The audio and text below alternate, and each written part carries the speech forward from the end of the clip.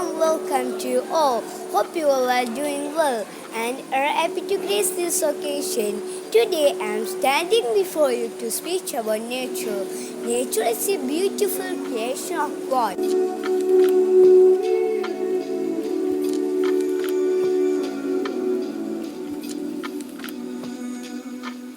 Precious gift to all of us living on earth. Just live is not enough. One must have sunshine, freedom and a little power. Look deep in nature and then you will understand everything better. The woods are only dark and dim, but I am promised to keep and miles to go before sleep. Joy in looking and combating is nature's most beautiful gift. The beautiful spring come and when nature is in all our lines, the woman's soul is about to rule also.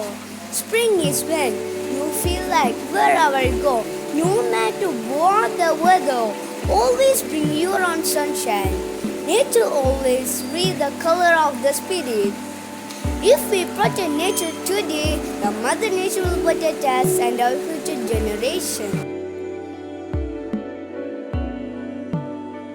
The best preparation for tomorrow is doing your best today.